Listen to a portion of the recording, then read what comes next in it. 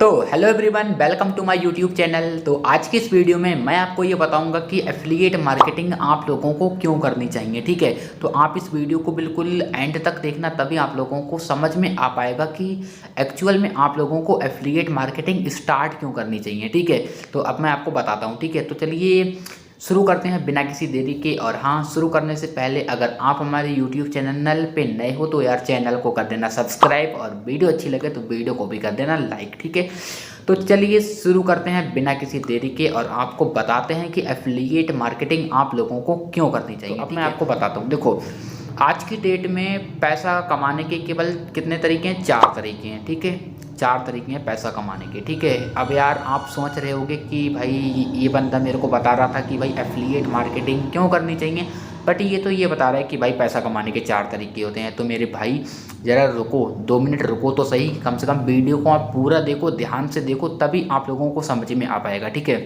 देखो आज के टाइम में पैसा कमाने के कितने 4 तरीके हैं। ठीक है, 4 तरीके कौन कौन से? देखो, एक फार्मूला होता है, वो मैं आपको बताता हूँ, ESBI।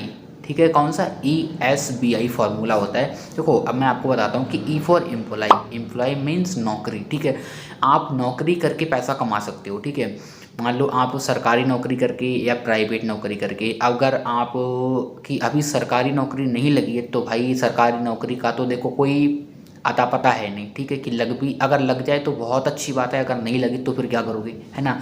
और प्राइवेट, रही बात प्राइवेट नौकरी की, तो भाई मेरे तो वो आप करोगे नहीं, क्योंकि 10-15 हज़ार की नौकरी किसी भी फैक्ट्री में आप नहीं करोगे। अगर करोगे भी तो 4-6 महीने करोगे बस भाई। लेकिन मैं यहाँ पे करियर बनाने की बात कर रहा हूँ। ठीक है, तो नौकरी को साइड में कर दो। ठीक है, फिर हमारा कौन सा मॉडल आता है? एस फॉर सेल्फ एम्प्लॉय, यानी कि अपना कोई काम, अपनी कोई दुकान। ठीक है भाई, अब आप ही सोचो, अगर कोई आप अपना काम स्टार्ट करोगे, यानी कि अगर कोई आप अपनी दुकान भी एक छोटी से छोटी स्टार्ट करोगे ना, थोड़ी ठीक ठाक, तो उसमें भी कम से कम आपको 1 लाख या 1.5 लाख रुपए चाहिए। ठीक है, अब अगर आपके पास 1 से 1.5 लाख रुपए हो तो भाई लगा दो। और मान लो अगर आपके पास इतने रुपए हैं भी और आपने लगा भी दी, तो उसके बाद क्या गारंटी है कि भाई उस जो आपने पैसा लगाया है अपनी दुकान में, अपने काम में, वो आगे चल जाएगा, है ना। तो यहाँ पे बहुत बड़ा रिस्क है। और तीसरी कौन सी चीज़ आती है? B for business.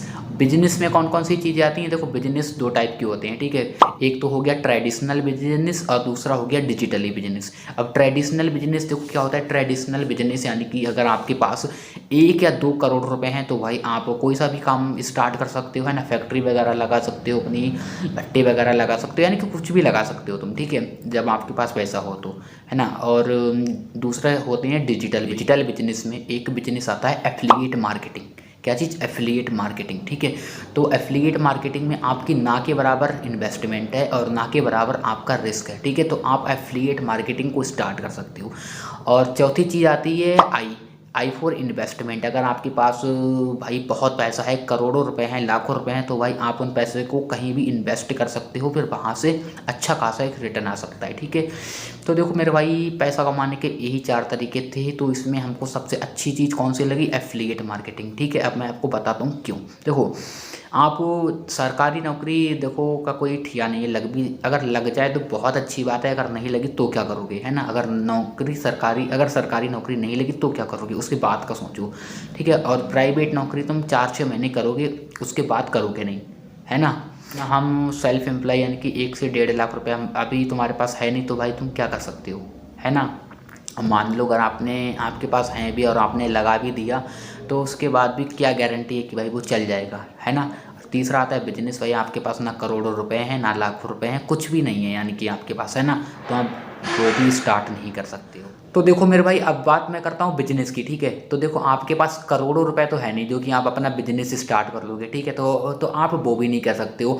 बिजनेस में आप क्या कर सकते हो? डिजिटली बिजनेस कर सकते हो, वो भी एफिलिएट मार्केटिंग का।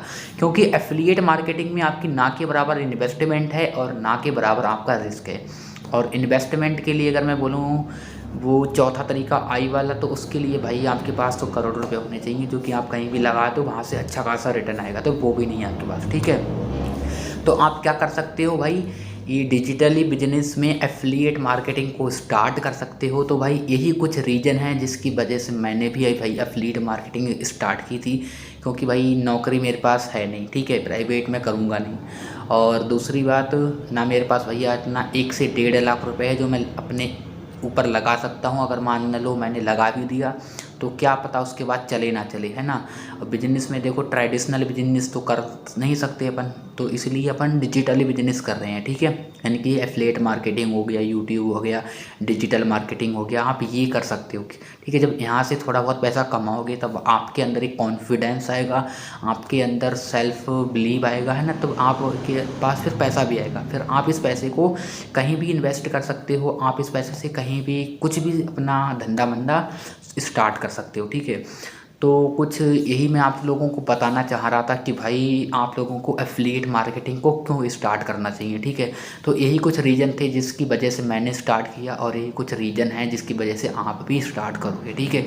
तो अगर आपको एफिलिएट मार्केटिंग के बारे में और भी डीपली में जानना है, यानी कि और डिटेल में जानना है कि भाई एफिलिएट मार्केटिंग को मैं कहाँ से स्टार्ट करूँ, कैसे स्टार्ट करूँ, अगर कुछ समझ में नहीं आ रहा है आपके, तो ये स्क्रीन पे मेरा व्हाट्सअप नंबर आ रहा होगा। आप इस नंबर पे मेरे को मैसेज करो, मैं आपको बताता हूँ कि एफिलिएट मार्केटिंग को किस तरीके से आप स्टार्ट कर सकते हो। तो आज की वीडियो में बस इतना ही, ठीक है। तो कैसी लगी आपको ये वीडियो कमेंट बॉक्स में ज़रूर बताना, और अगर आप लोगों को वीडियो अच्छी लगी हो तो कमेंट बॉक्स में तो यार बता ही देना, ठीक है। और चैनल को सब्सक्राइब नहीं किया तो चैनल को भी कर देना सब्सक्राइब, ठीक है। तो चलिए मिलते हैं किसी अगली वीडियो में, तब तक के लिए टाटा बाय बाय।